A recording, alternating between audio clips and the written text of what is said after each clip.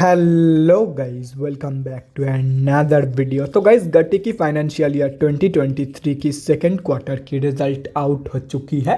तो गाइस, इस वीडियो में हम लोग यही देखेंगे कि कंपनी ने सितंबर 2022 की क्वार्टर में कैसी परफॉर्म की है, क्या क्या पॉइंट्स इम्प्रूव हुई है एंड कहाँ कहाँ पे कंपनी ने डिटोरिएट की है। और कंपनी की फंडामेंटल्स भी चेक करेंगे और समझेंगे कि क्या ये कंपनी पैसे लगाने लायक है या नहीं। एंड उसके साथ साथ हम लोग कंपनी की टेक्निकल्स के बारे में भी डिस्कस करेंगे। तो गाइस, बिना टाइम वेस्ट किए कंपनी की फंडामेंटल एनालिसिस करते हुए वीडियो को शुरू करते हैं। तो गाइज, अगर इस कंपनी की बिजनेस के बारे में डिस्कस करें तो this company is primarily engaged Inn Express distribution and supply chain solution through surface air and rail logistics, supply chain management, e commerce logistics, freight forwarding and cold chain transportation and warehousing. It also operates fuel stations across various locations. ये company both BSC and NSC में listed है। तो अभी अगर इस company की कुछ important figures के बारे में बात करें तो 2161 करोड़ की है कंपनी की मार्केट कैप, 1934 की PE जो कि बहुत ही ज़्यादा बहुत ही ज़्यादा हाई है, 2.05% है कंपनी की ROC। कंपनी की रिटर्न ऑन इक्विटी के साथ साथ लास्ट 3 साल की सेल्स ग्रोथ भी नेगेटिव में जा चुकी है। अप्रॉक्सीमेटली 13% है कंपनी की लास्ट 6 मंथ्स की रिटर्न।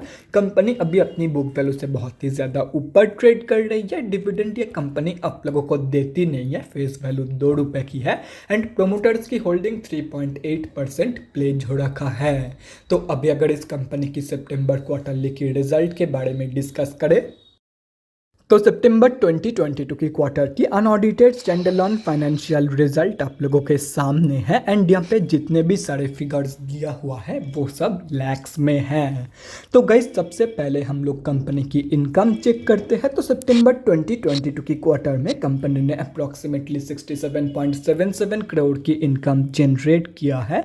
और अगर ये जून 2022 की क्वार्टर एंड सितंबर 2021 की क्वार्टर से कंपेयर किया जाए तो जून 2022 की क्वार्टर में कंपनी ने अप्रॉक्सीमेटली 68.26 करोड़ की इनकम जनरेट किया था एंड सितंबर 2021 की क्वार्टर में अप्रॉक्सीमेटली 72.42 करोड़ की इनकम।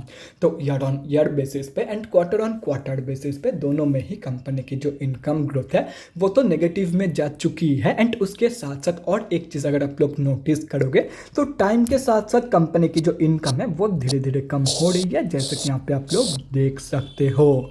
तो अभी अगर इस कंपनी की net profit profit after tax के बारे में डिस्कस करें तो सितंबर 2022 की क्वार्टर में कंपनी ने अप्रॉक्सीमेटली 1.56 करोड़ की प्रॉफिट पोस्ट किया है।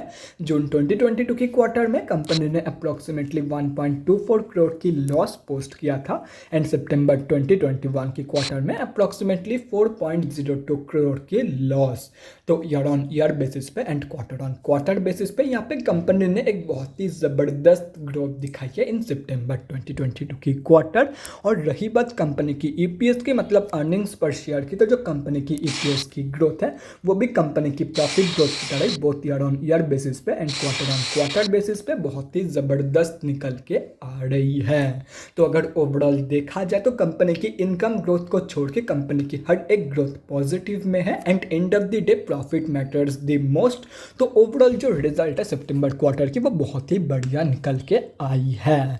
तो अभी अगर इस कंपनी की बैलेंस शीट की हेल्थ के बारे में डिस्कस करें तो हाफ ईयरली बेसिस पे कंपनी की रिजर्व इंक्रीज हुई है एंड डेट रिड्यूस हुई है, जो कि किसी भी कंपनी के लिए बहुत ही ज़बरदस्त है। बैलेंस शीट की हेल्थ इंप्रूव हुई है on half yearly basis and अगर ओवरऑल भी देखा जाए तो डेट की कंपैरिजन में अच्छा खासा पॉजिटिव रिजर्व मौजूद है कंपनी के पास। तो ओवरऑल जो बैलेंस शीट की हेल्थ है वो ठीक ठाक ही निकल के आ रही है। तो अभी अगर इस कंपनी की कैश फ्लोज के बारे में डिस्कस करें तो कैश फ्लोज की जो कंडीशन है वो डिटोरिएट हुई है इन फाइनेंशियल ईयर 2022। तो FY 2021 में कंपनी के पास पॉजिटिव 9 करोड़ की कैश फ्लोज मौजूद थी, जो कि अभी डिटोरिएट होकर नेगेटिव 27 करोड़ की हो चुकी है। तो ओवरऑल जो कैश फ्लोज की कंडीशन है वो वीक निकल के आ रही है। और रही बात कंपनी की शेयर होल्डिंग पैटर्न की, तो गाइस सितंबर क्वार्टरली की शेयर होल्डिंग पैटर्न आप लोगों के सामने है। तो सितंबर की क्वार्टर में प्रमोटर्स ने सेलिंग करी है, बाकी FIIs एंड DIIs दोनों ने ही बाइंग करी है। एंड अगर पब्लिक में देखा जाए जाए तो गाइज यहाँ पे आप लोग देख सकते हो कि पब्लिक में 3 बड़े रिटेलर की होल्डिंग है। एंड अगर ये तीनों कैलकुलेट करते हो तो इस कंपनी में हम अब जैसे छोटे मोटे रिटेलर की जो होल्डिंग है वो 34.5% के आसपास निकल के आ रही है। तो गाइज अभी कंक्लूजन पे आते हैं कि क्या आप लोगों को इस कंपनी में पैसा लगाना चाहिए या नहीं। तो देखो गाइज बात सिंपल है, कंपनी की जो लास्ट 3 साल की सेल्स ग्रोथ है वो नेगेटिव में जा चुकी है। बाकी सितंबर क्वार्टर में तो कंपनी ने बहुत ही ज़बरदस्त परफॉर्मेंस दिखाई है। तो ऐसे में मैं आप लोगों को यही सजेस्ट करूंगा कि सितंबर क्वार्टर की रिजल्ट के बेसिस पे आप लोग शॉर्ट टर्म के लिए पोजीशन तो प्लानिंग कर सकते हो, लेकिन अगर लॉन्ग टर्म के लिए आप लोग पोजीशन प्लानिंग कर रहे हो तो इस कंपनी के ऊपर एंड इस कंपनी के बिजनेस के ऊपर भरोसा होना ज़रूरी है। अगर इस कंपनी के ऊपर भरोसा है तो ही लॉन्ग टर्म के लिए इस कंपनी में पैसा लगाना, otherwise short term profits enjoy करो एंड लॉन्ग टर्म के लिए सिंपली इस कंपनी को अवॉइड करो। तो गाइस अभी अगर इस कंपनी की टेक्निकल्स के बारे में डिस्कस करें तो यहाँ पे हम लोग आ चुके हैं एनएससी के डेली चार्ट पे। तो गाइस सबसे पहले हम लोग ये समझते हैं कि कंपनी में अभी चल क्या रहा है। तो गाइस कंपनी अभी अपनी 200 की मूविंग एवरेज से ऊपर ट्रेड कर रही है, मतलब कंपनी अभी ऑफिशियली अप ट्रेंड में है। एंड अगर देखा जाए तो अभी ये कंपनी एक ट्रायंगल पैटर्न की फॉर्मेशन कर रही है। तो फॉर स्विंग ट्रेडर्स यहाँ पे एक बहुत ही बढ़िया अपॉर्चुनिटी निकल के आ रही है। तो simply wait for the breakout of this pattern. इस पैटर्न की ब्रेकआउट के बाद जब ये कंपनी रिट्रेसमेंट शो करेगी, रिट्रेसमेंट के बाद आप लोग 194 रुपीज़ एंड अप्रॉक्सीमेटली 220 रुपये के टारगेट के लिए एक बहुत ही बढ़िया स्विंग ट्रेड प्लानिंग कर सकते हो। लेकिन स्विंग ट्रेड लेते टाइम स्टॉप लॉस लगाना मत भूलना। और रही बात short term traders and long term investors की, तो देखो गाइज सबसे पहले मैं लॉन्ग टर्म इन्वेस्टर्स का सीन समझा देता हूं। तो गाइज देखो, अगर आप लोगों का भरोसा इस कंपनी के ऊपर है कि ये कंपनी लॉन्ग टर्म में मतलब 5 से 10 साल बाद आप लोगों को बहुत ही बढ़िया रिटर्न देके जा सकती है, तो सिंपली जितना सस्ते में इस कंपनी में आप लोगों को एंट्री मिल जाएगा उतना ही आप लोगों के लिए एंड आप लोगों के फ्यूचर रिटर्न के लिए बढ़िया है। तो simply wait for the breakout. अगर ये कंपनी नीचे की तरफ ब्रेकआउट दे देती है तो एटलीस्ट ये कंपनी आप लोगों को 150 रुपये के आसपास तो मिल जाएगी, हो सकता है उससे भी नीचे मिल जाए। और रही बात शॉर्ट टर्म ट्रेडर्स की, तो देखो guys simply wait for the breakout. आप लोग भी simply wait for the breakout, अभी एंट्री मत लो। अगर ऊपर की तरफ ब्रेकआउट हो जाती है तो ब्रेकआउट के कंफर्मेशन के बाद मतलब रिट्रेसमेंट के बाद आप लोग पोजीशन प्लानिंग कर सकते हो। बाकी अगर नीचे की तरफ ब्रेकआउट हो जाती है एंड नीचे की तरफ ब्रेकआउट होने के बाद अगर ये कंपनी अपनी 200 की मूविंग एवरेज से भी स्लिप कर जाती है तो सिंपली वेट करो कि कब ये कंपनी फिर से 200 की मूविंग एवरेज के ऊपर क्लोजिंग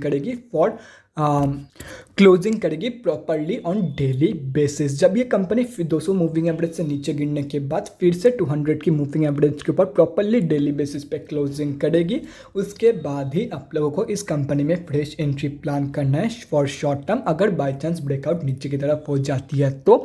बाकी अगर ऊपर की तरफ ब्रेकआउट हो जाती है तो सिंपली ब्रेकआउट के कंफर्मेशन के बाद मतलब रिट्रेसमेंट के बाद आप लोग एंट्री प्लानिंग कर सकते हो। तो guys that's it for this video. अगले वीडियो में मिलते हैं गाइज। Thanks for watching. और गाइज अगर आप लोगों के मन में कोई भी डाउट या क्वेरी रहती है स्टॉक मार्केट या किसी भी स्टॉक से रिलेटेड तो कमेंट सेक्शन में कमेंट करके मुझसे पूछ सकते हो, या तो फिर मेरे इंस्टाग्राम का लिंक आप लोगों को डिस्क्रिप्शन बॉक्स में मिल जाएगा, जाके वहाँ पर भी मुझे डीएम कर सकते हो for an 1-on-1 conversation. Thanks again for watching guys, bye guys and definitely guys stay safe.